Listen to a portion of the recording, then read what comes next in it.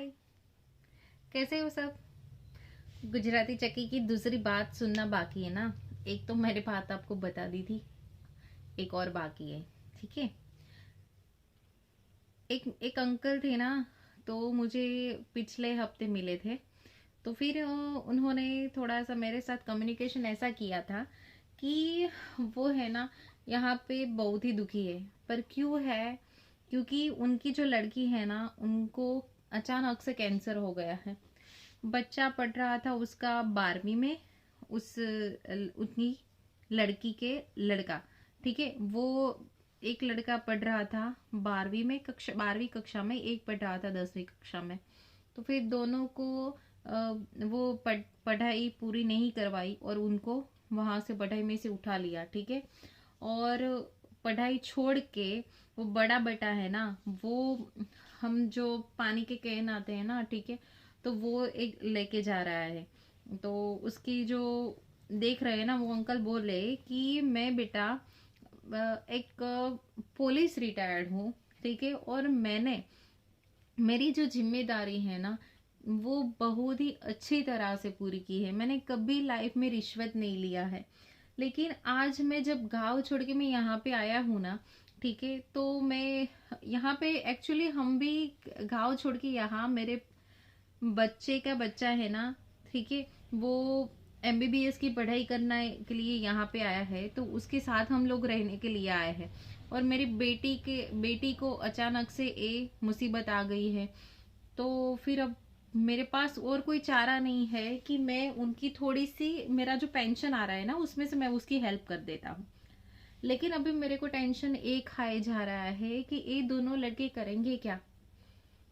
क्योंकि बिना पढ़ाई के तो शहर में आओगे ना, बिना पढ़ाई के कोई ऐसे काम नहीं मिलता है कि आपको लगे कि भाई पढ़ाई के, बिना पढ़ाई के ऑफिस वाला काम मिल जाएगा। तो ऐसा नहीं होता है। शहरों में है ना, थोड़ा रहना कठिन होता है। जितना भी आपको देख, बोलते हैं ना कि वहां से दूर से जो हमारे जो पहाड़ होता है ना, वो ग्रीन से भरा होता है ना, तो हम उसको जब दूर से देखते हैं ना, तो बहुत ही अच्छा लगता है कि वाह क्या पहाड़ है। लेकिन कभी कभी उस पर चढ़ने की ट्राई करेंगे ना, तो पता चलेगा कि हम सीधे पहाड़ कभी भी ऐसे नहीं चढ़ सकते हैं। ठीक है। तो इसी तरह है, शहर का भी यही है हाल।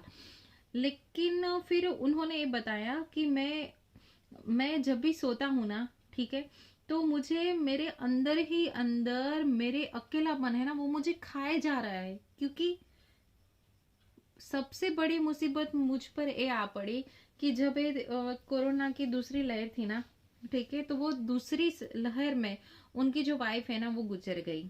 तो फिर वो जो बातचीत कर रहे थे ना, वो अभी किसी से और से बोल ही नहीं सकते। सच में मैं बता रही हूँ, वो मेरे साथ बात करते करते रो पड़े। इतना रोए तो मुझे मेरे जो दद्दू गुजर गए ना, वो भी मुझे याद आया गए। कि जैसे वो नाना होकर अपने बेटी के लड़कों की जो चिंता कर रहे हैं ना, वैसे हर कोई नाना होता है ना, वो अपनी लड़की के बच्चों की बहुत ही चिंता करता है। और मैं बोल दूं, आप है ना, प्लीज, सबको अगर ऐसा लग रहा है ना कि मुझे कमाई करनी है, कमाई करनी है, तो इतनी तो हम में इतनी है ना अक्ल तो होती है कि हम गांव से भी कमाई तो कर सकते हैं। अभी ऐसे भी गांव है कि जहाँ पे हम 2 वक्त का खाना भी नहीं मिल सकता है, लेकिन कुछ वक्त यार, कुछ वक्त ही आप शहर में गुजारो, ठीक है। फिर बाद में जाकर अब आपको ऐसा लग रहा है कि नहीं नहीं, हमारा खाने पीने का तो हो जाता है, तो फिर ऐसे किसी को घर में किसी को हर्ट कर यहाँ शहर में रुकने की जरूरत नहीं होती है। तो प्लीज अपने गांव पे लौटो, ठीक है। गांव पे लौटकर वहां की अगर आप देखोगे ना, तो जो आप सिर्फ गांव में यही आप शुरुआत करेंगे ना, तो आपको एक अलग से दिमाग में ऐसा ठंडक महसूस होगा ना, कि जो शहर की गर्मी है ना, वो आपको महसूस ही नहीं करने दे रही है। शहर में इतना घोंघाट होता है ना कि आप परेशान हो जाते हो, ठीक है। और गांव में इतनी शांति होती है ना, जिससे आप खुद से बात कर सकते हो। और शहर में तो आपको खुद के बात करने का तो कोई मतलब ही नहीं होता है। एक दूजे से ही बात करने का किसी पे टाइम नहीं होता है ना। ऐसी बात है। कहाँ से कहाँ आ गई नहीं ना मैं। लेकिन मैं ये जो आपको बता रही हूँ ना, वो थोड़ी सी मैं डाइवर्ट होती हूँ, बाकी तो वो सच्ची ही घटना होती है। जो मेरी एक आदत है किसी और से बात करने की, कोई ऐसा लग रहा हो मुझे, कोई बुजुर्ग हो, तो उससे मैं थोड़ी सी बात कर लेती हूँ। तो क्या होता है, उन लोगों को ऐसा लगे कि हमारी बात किसी ने सुन ली, उनको मैं थोड़ा सा दिलासा भी दे रही हूँ।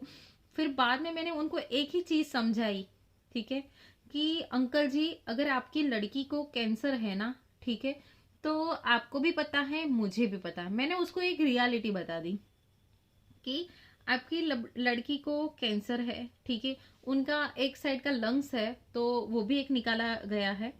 तो उसके बाद उसके बचने के चांसेस तो बहुत ही कम है। लेकिन एक चीज होती है कि जितने भी दिन वो गुजारे ना, वो आपके साथ खुशी खुशी गुजारे, ठीक है, अपने पापा के साथ गुजारे। और वो ऐसा ना वो जाते जाते ये ना सोचे कि मैं अपने पापा कर मुसीबत लेकर आई हूँ, ठीक है। ऐसा मत उसको फील होने देना, आप भी खुश रखना।